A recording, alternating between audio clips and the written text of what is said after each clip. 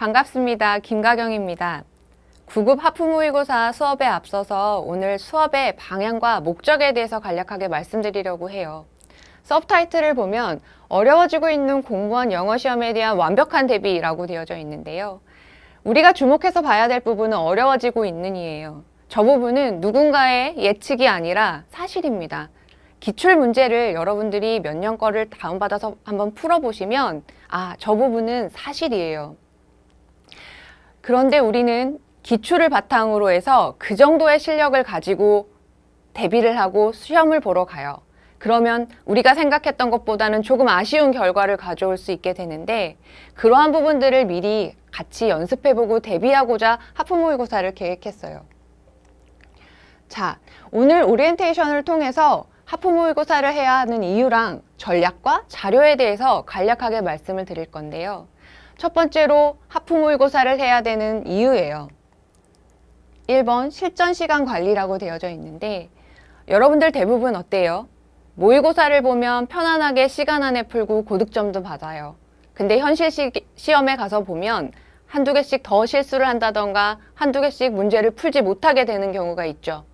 그런 경우는 왜 그럴까요? 평소에 하프 모의고사 또는 그냥 일반 모의고사 문제를 풀 때는 모르는 단어가 나오거나 막히는 부분이 있어도 이건 나중에 피드백을 받아보면 되겠지라는 편안한 마음으로 풀고 넘겨요. 근데 실전 시험에 가면 여러분들 어떤 일이 벌어집니까? 이걸 맞춰야 되죠. 그래서 합격을 해야 된다는 생각이 들어서 망설이게 되고 머뭇거리게 되고 그럼으로 인해 시간이 흘러가게 됩니다. 그렇게 되면 좀 더 긴장하게 되고 여러분들이 원하는 성과를 얻지 못할 때가 있어요. 모의고사를 통해서 평소에 어떻게 문제를 다뤄야 될지, 어떻게 대해야 될지를 같이 늘 연습해 나가는 부분들을 계속 말씀드릴 거예요.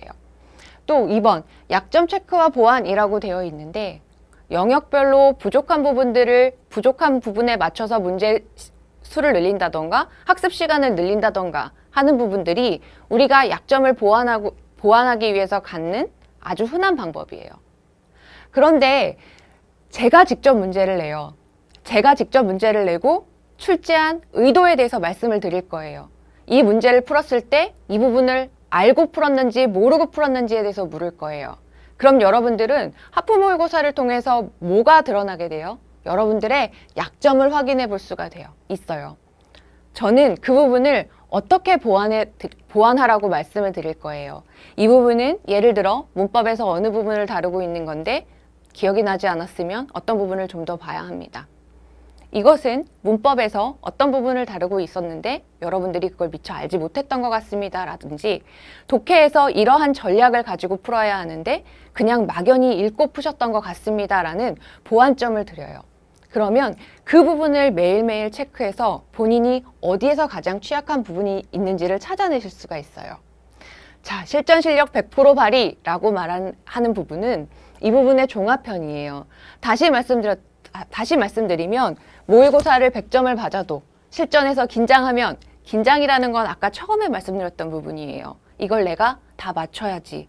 헷갈리는 부분들을 내가 끝까지 읽어서 맞춰야지 하면 시간의 문제가 따라오고요. 시간의 문제를 따라서 대충 보면 정답률이 떨어지고요. 이런 부분들을 저희 하프 모의고사를 통해서 계속 발휘할 수 있는, 자기의 실력을 발휘할 수 있는 단계로 이끌어 드리려고 해요. 자, 3가지 전략이라고 얘기를 해요. 일단 9급 최적화라고 하는 건 제가 문제를 낼 때 9급에 가장 최적화된 문제들을 구성할 거예요. 그런데 한번 털려보려라는 얘기를 하는 거는 뭐냐면요.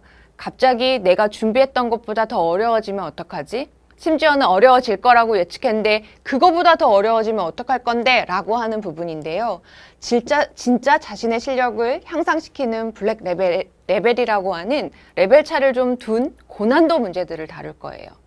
그런데 여기서 이 블랙 레벨에 대해서 좀 더 설명을 드리자면 실력을 확인하는 부분인 거예요. 여러분들한테 틀리라고 함정을 파거나 헷갈리라고 하는 부분들이 아니라 정확하게 틀리면 모르는 부분이다. 여러분들이 이 부분까지 알고 있어야 한다. 이러한 어휘까지 숙지했어야 한다. 라는 부분들로서요. 분명하게 실수를 유도하는 문제가 아니라 실력을 확인하는 문제들로 구성할 거예요. 또 마지막 부분을 보시면 빈출 및 고난도 주제 집중 케어라고 하는데요. 이 부분은 요즘에 가장 어려워지고 있고 여러분들이 결국 반복 학습을 하시다 보면 가장 어려움을 겪는 부분들이 독해예요. 그 부분에서 빈출이라고 하는 건 여태까지 나왔던 주제들은요, 대부분 실용문이거나 학술지에서 나오는 논문 따위예요. 그런 부분들은 반복적으로 많이 학습이 되어져 있었을 텐데요. 고난도 집중 케어 있는 부분으로 가서 보시면 요즘 여러분들이 힘들어하는 부분이 뭐가 있죠? 인문 쪽이나 철학 쪽 지문들 읽고 해석했는데도 이 속뜻이 무엇일까 하는 부분들이에요. 그런 부분들을 이런 건 안 나올 거야. 이렇게 헷갈리는 지문은 안 나올 거야. 대부분 철학 지문들이 그렇죠. 그런 부분들을 어렵다고 또는 싫어한다고 피하지 않고요. 제가 꾸준히 접해서 정복할 수 있도록, 그래서 합격할 수 있도록 도와드릴게요. 자, 그러면 제가 수업 시간에 여러분들한테 어떠한 자료를 가지고 어떻게 수업을 할 건지 한번 볼까요? 자, 매일 1회씩 업로드가 돼요. 보면 감각을 유지할 수 있도록 꾸준하게 풀어보라고 하는 업로드가 돼 있는데, 여기 보면 주말은 쉬어요 하고 웃고 있죠? 근데 정말 주말에 쉬어요?